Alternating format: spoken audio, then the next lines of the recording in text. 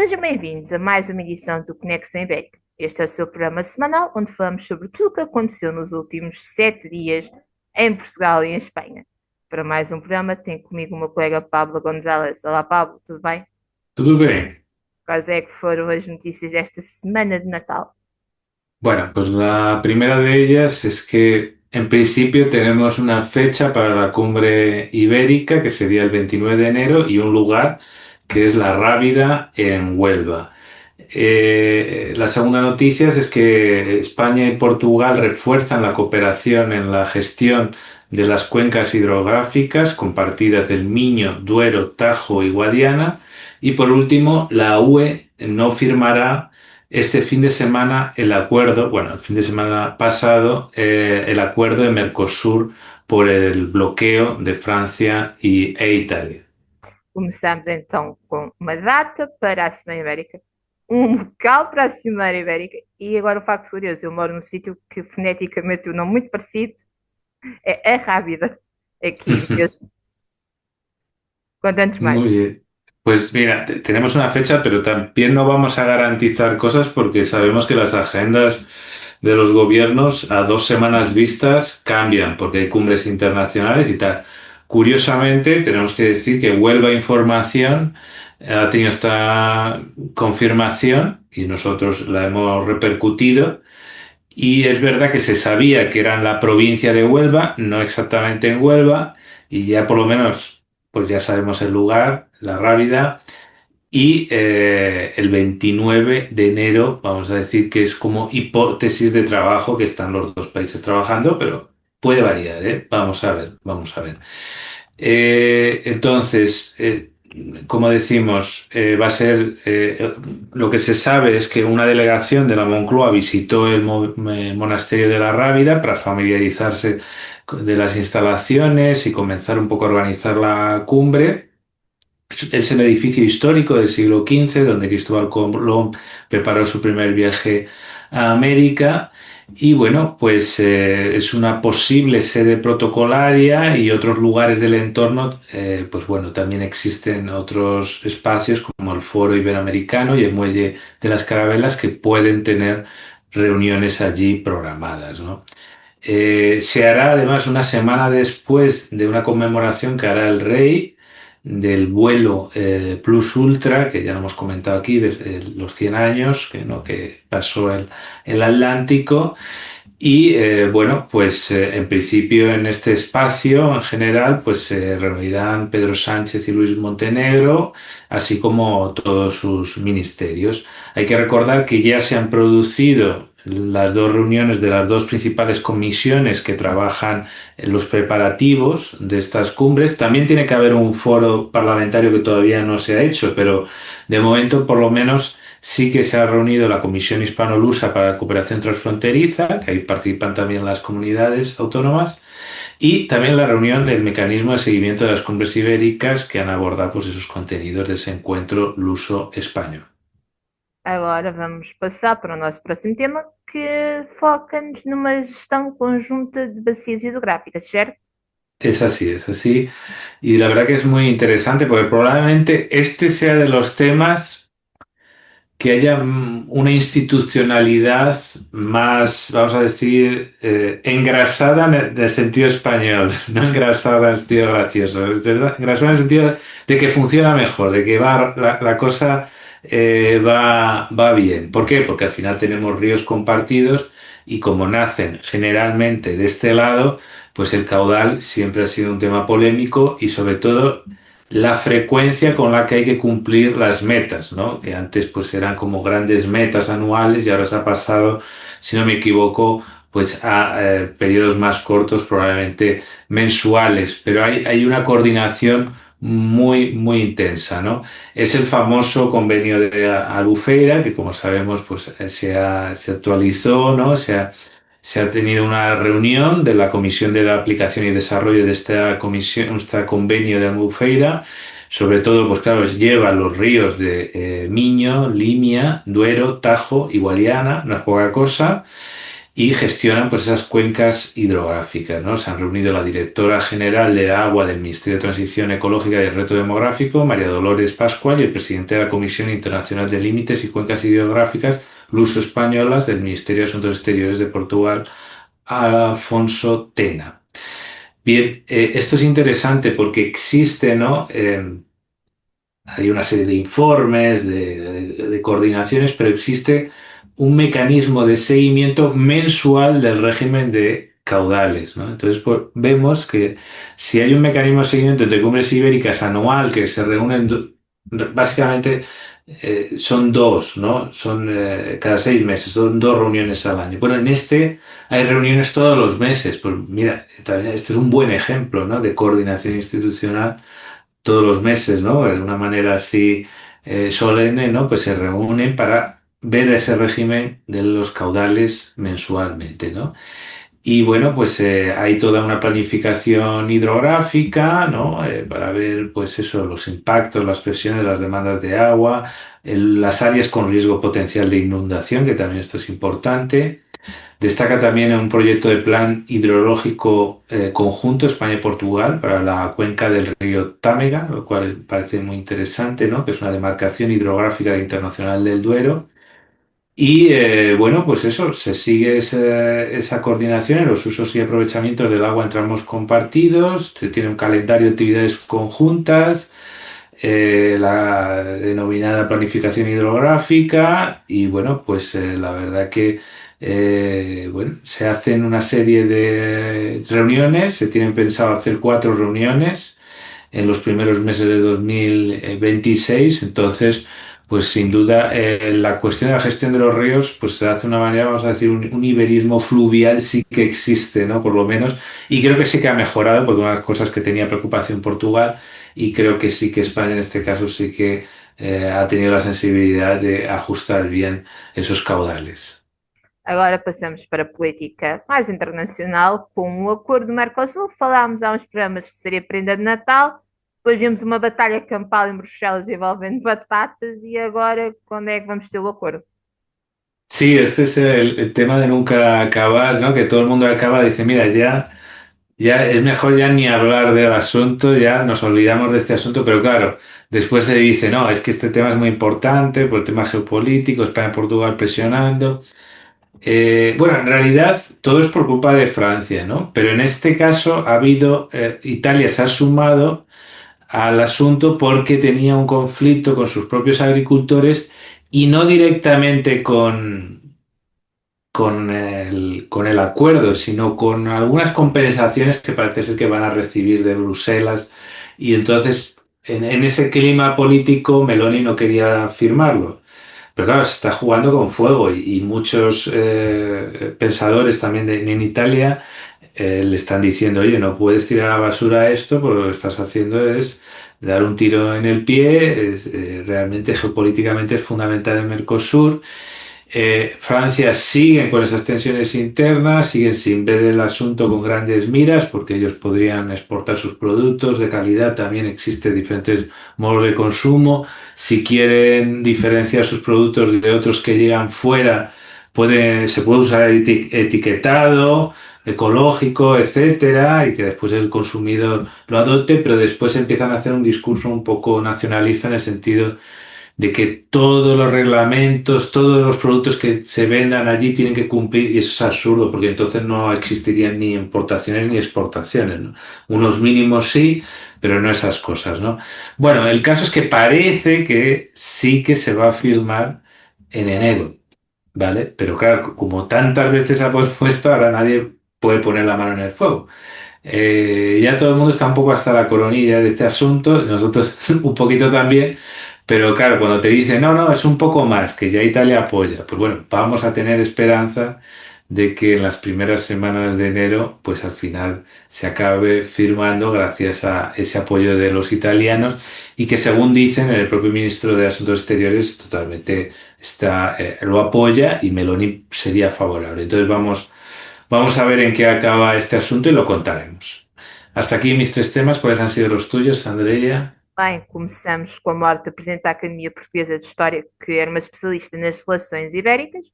Passamos ainda para a política portuguesa que se aproxima do grande dia das eleições para Presidente da República. E para terminar, o Presidente do Governo de Macau tem umas palavras a dizer, não só sobre os países lusófonos, mas também sobre os países de fala hispánica. Muy bien, pues vamos con esta gran historiadora, Manuela Mendonça. Coméntanos cuál fue su perfil. Exatamente, então morreu Manuela Mendonça, que era presidente da Academia Portuguesa de História desde 2006. Anteriormente, durante a década de 90, tinha trabalhado na Torre do Tombo, que é onde estão os principais artigos ou documentos históricos, neste caso, de Portugal.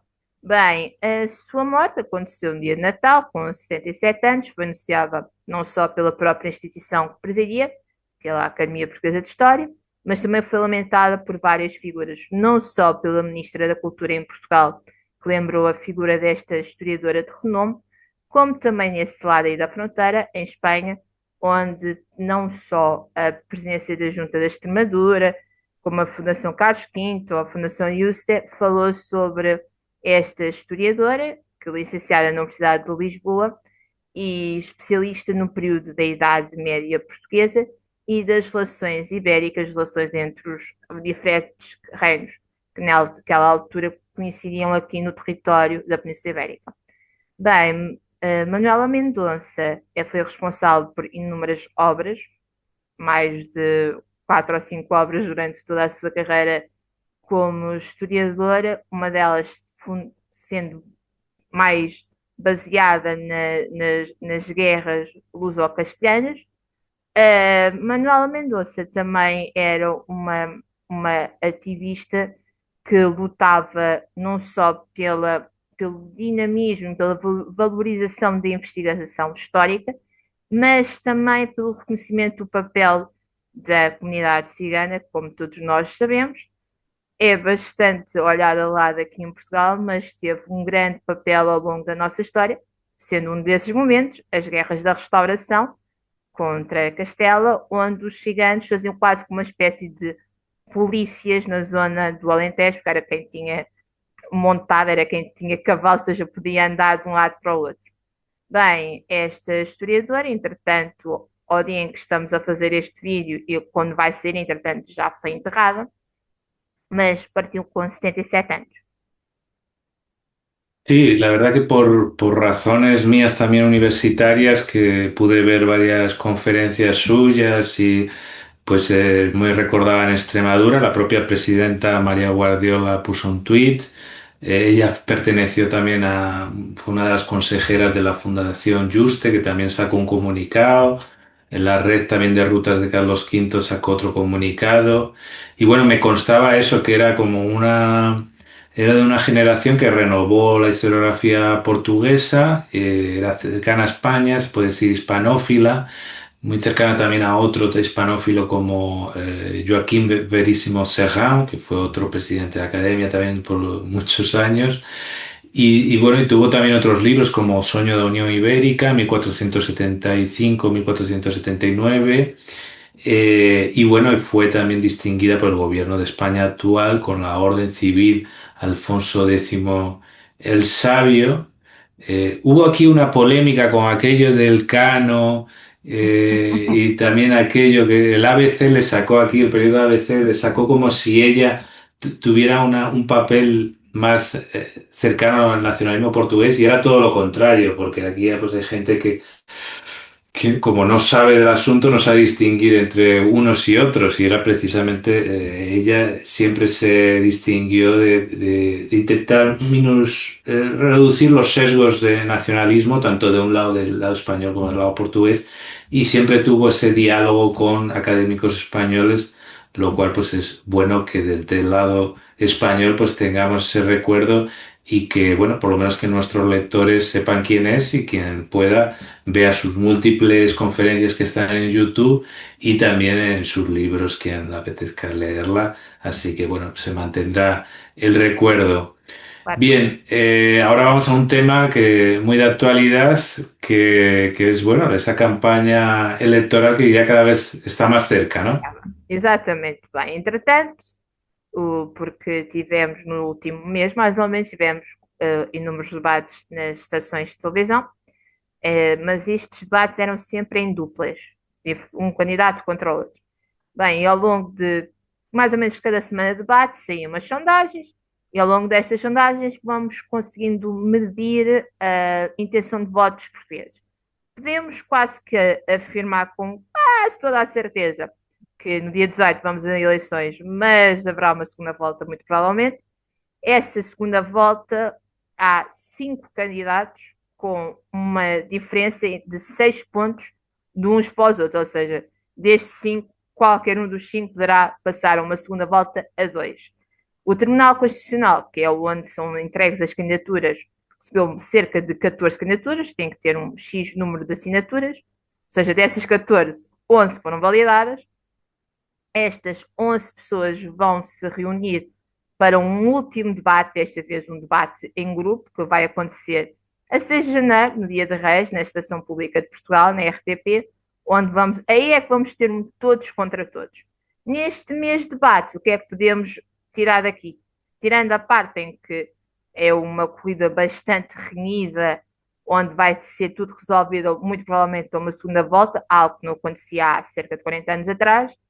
Temos um candidato que era visto como grande favorito antes de começar a campanha e que tem descido um pouco nas sondagens, um vice-almirante Gouveia Mel que se tem afundado um pouco. Temos outros 3 candidatos que, devido também à sua oratória, têm-se destacado.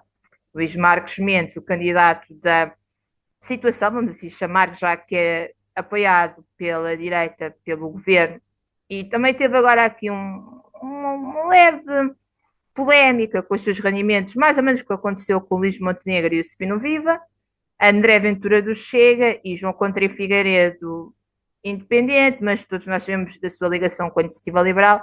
São os 3 candidatos que se têm destacado mais com estes debates. E nas sondagens estão ali muito bem classificados para poderem passar a uma segunda volta. Bem, o único candidato de esquerda com a possibilidade de poder passar uma segunda volta, António José Seguro, candidato apoiado pelo PS, deu a ideia de, em Portugal, teve uma coisa que é o Conselho de Estado, ou seja, o Presidente da República ouve este Conselho em situações que ele acha importantes. Haverá e tudo um Conselho de Estado antes das eleições do dia 18 de janeiro, algo que André Ventura diz que devia ser adiado, porque pode, de alguma forma, interferir nestas eleições. Bem, então António José Seguro levantou a possibilidade de haver um Conselho de Estado, mas com jovens, para ouvir a voz dos jovens, os problemas que os jovens têm, desde a habitação, etc, etc, etc. João Coutinho Figueiredo já disse que para ouvir os jovens, não colocá-los num Conselho de Estado, mas andar nas universidades, nesse tipo de zonas e ouvir nas próprias redes sociais e ouvir o que os jovens têm a dizer, já como todos nós sabemos, os jovens são o futuro de qualquer país. Bem, Luís Marcos Mendes, para além desta polémica toda com os seus rendimentos, já também que quer seguir um pouco as pisadas de Marcelo Rebelo de Sousa, já disse que vai voltar com uma ideia criada por Mário Soares, que são as presidências abertas, ou seja, o presidente andar um pouco por todo o país, para além de todo o país, junto das comunidades portuguesas no estrangeiro. Já avançou com uma zona no norte de Portugal para a sua primeira presidência aberta e que quer continuar com a tradição que Marcelo Rebelo de Sousa começou há 10 anos atrás, que é beber uma ginginha no Barreiro, na noite de Natal, ou seja, no dia da noite de Natal, no dia 24, que Marcos Mendes quer fazer o mesmo no norte do país, mas em vez de ser uma ginginha, um whisky. Bem, isto é o que temos numa campanha que está a ser marcada por vários assuntos, não só da polémica com rendimentos, mas também com cartazes contra a comunidade cigana que foram mandados retirar pelo tribunal, cartazes tenham sido colocados pelo candidato André Ventura. E para terminar, a saúde em Portugal está completamente congestionada, então, filas de horas e horas de espera nas urgências, e os diferentes candidatos pedem que esta situação seja tratada o mais rapidamente possível. Muy bien, pues estaremos muy atentos a la campaña. Y por último, Macao, que para nosotros siempre es un lugar estratégico e importante. ¿Qué novedades hay? Bem, então o presidente do governo de Macau, Sam Ho, que em setembro, outubro mais ou menos, tinha tudo planeava uma visita não só a Portugal, mas também a Espanha, a sua primeira visita fora daquela região da China, que não aconteceu por motivos, houve eleições lá e houve outros motivos que esta visita aos dois países ainda não se concretizou, mas agora, nos 26 anos da passagem de, de mãos portuguesas para uma espécie de região administrativa, mas sobre um pouco inspiração chinesa. Neste discurso, esta passagem aconteceu e tudo de 99 para 2000, neste período de transição para um novo milénio. Mas então Sam Ho fez um discurso e que nesse discurso voltou a defender que pretende que Macau continue a ser uma ponte de ligação entre um mundo oriental, entre a China e um lado mais ocidental de um encontro de culturas. E aqui também voltou a afirmar que pretende continuar a ter um papel importante a aproximar os países membros da CPLP da China, não só a nível económico, mas também cultural, mas não só aproveitar também a ligação que Macau tem com os países de língua portuguesa para também ter este mesmo papel, mas com os países de língua espanhola, para também pretende aproximar-se deles em várias áreas, e tudo a visita que está a planear a Portugal e a Espanha tem também como objetivo ajudar a colocar ou a trazer para Macau novos investimentos, porque Macau, como conhecemos, é uma cidade onde tem uma grande base de jogo, ou seja, é uma espécie de Las Vegas no Oriente, mas quer diversificar as suas áreas de economia, e aqui está a olhar com especial interesse para as áreas da tecnologia, e aqui Portugal, também devido ao Web Summit e essa coisa toda que nós temos vindo a falar durante os últimos anos, tem um papel a falar. E pronto, neste discurso ele decidiu que Macau será uma ponte entre a China e os países de língua portuguesa e espanhola. Muy bien, pues seguiremos contando estas historias. Este ha sido el último Conexão Ibérica de 2025 y ahora lo que nos queda, pues eso, desearos a todos los que nos están viendo, a todos nuestros lectores, televidentes y bueno, a nosotros, al equipo del Trapecio, desear un feliz año 2026 y seguiremos con vosotros el próximo año. Claro que sim, um bom ano.